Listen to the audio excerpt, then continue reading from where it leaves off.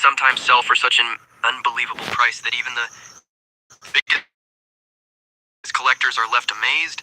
In the world of auctions, one such coin has reached hundreds of thousands of dollars. And that's exactly what makes today's video so special. It's possible that a coin sitting quietly in your pocket could actually be a hidden treasure.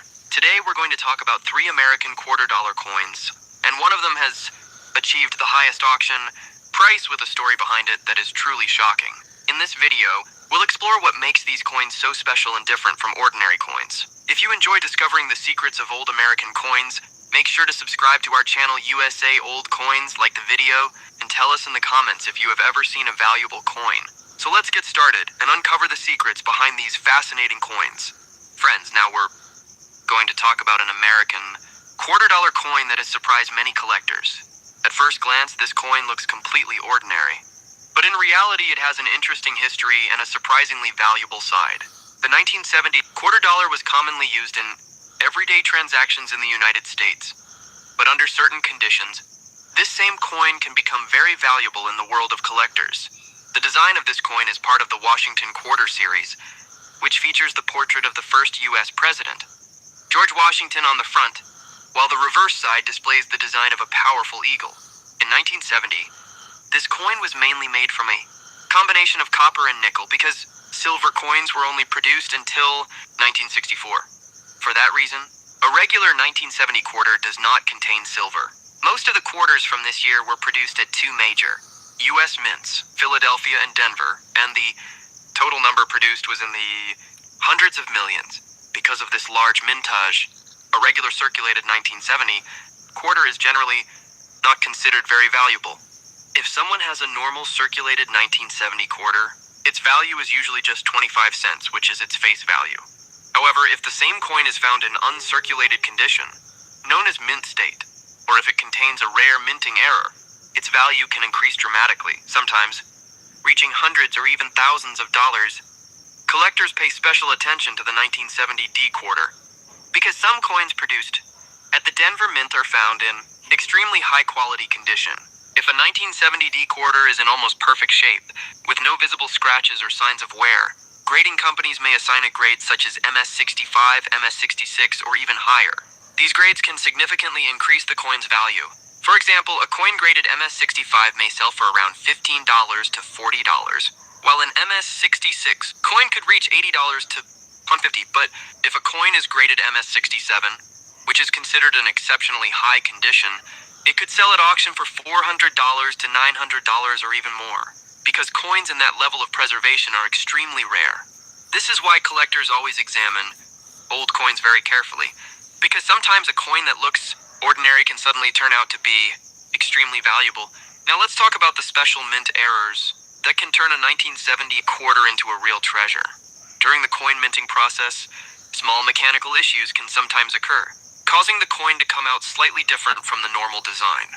These differences can make the coin rare and highly desirable to collectors. For example, some 1970 quarters show an off-center strike, where the design of the coin is not perfectly centered but shifted toward one side.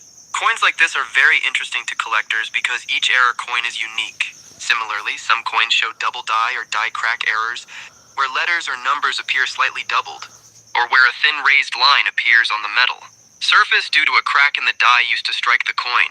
If a 1970 quarter has a clear and noticeable error like this, its value can increase many times compared to a normal coin. In some cases, error coins have sold for $200 to $500 or even more. Another interesting variety from this year is the proof version of the 1970 quarter. These coins were not made for general circulation, but were specially produced for collectors at the San Francisco Mint. Proof coins have a mirror-like surface and very sharp design details. If someone owns a 1970s proof quarter, its value in normal condition might be around $5 to $10. However, if the coin is in exceptional condition and graded PR69 or PR70, its value can increase to $40 to $100 or even higher. Some special deep cameo proof coins can sell for even more because they have a striking contrast between the shiny background and the frosted design, making them especially beautiful and desirable to collectors. Another factor that can make a 1970 quarter valuable is its overall condition. The better preserved a coin is, the higher its value tends to be. For example, if a coin has been carefully stored for years in a collector's album and has no fingerprints or scratches, grading companies may assign it a higher grade. That higher grade can significantly increase its auction value. In the United States, many collectors have their coins certified by well-known grading companies, such as PCGS or NGC, which verify the authenticity and condition of the coin. Once a coin receives a high grade from a respected grading service, buyers are usually willing to pay much more for it.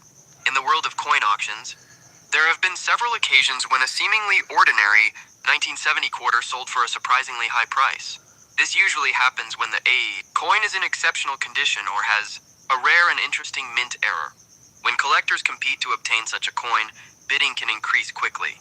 According to some auction records, a few 1970D quarters in top condition have sold for around $700 to $1,000, which is remarkable considering that the coin's original value is only 25 cents. This is why experts often recommend carefully checking old American coins, because sometimes a hidden treasure can be found among them. If you happen to own a 1970 quarter, it's worth taking a closer look at it. First, make sure the date is clearly visible, and check whether there is a D mint mark below the date, which indicates that the coin was produced at the Denver Mint. Then, carefully examine the edges and design to see if there are any unusual features, such as doubling, an off-center strike, or any other unique. The coin is in uncirculated condition and still has its original shine. It could be worth much more than an ordinary quarter. One important tip is never to clean the coin, because cleaning can damage the original surface and significantly reduce its value in the eyes of collectors. So friends, that is the fascinating story behind the 1970 American quarter dollar.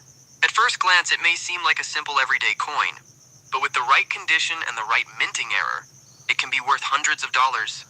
That is why coin collectors always examine old coins carefully, because you never know when luck might strike. It's possible that you might already have a coin like this in your possession that could become valuable in the future. Friends, now we're going to talk about another American quarter dollar that many people used in everyday transactions. But for coin collectors, it holds a special level of interest. The 1989 quarter dollar is also part of the famous Washington quarter series, a design that was used in the United States for several decades. On the front of the coin, a portrait of the first president of the United States, George Washington, while the reverse side features a powerful eagle with its wings spread wide. This design has long been considered a symbol of American history and strength. Quarters minted in 1989 were primarily made from a copper-nickel-clad composition, meaning they were produced using a combination of copper and nickel rather than silver. Because of this, most regular 1989 quarters are not considered very valuable in their normal circulated condition. The 1989 quarter was produced at 3 different U.S. mints. The first was the Philadelphia Mint, where coins were struck without any mint mark. The second was the Denver Mint, where coins carry a small D mint mark. The third was the San Francisco Mint, which produced special proof coins for collectors that carry the S mint mark.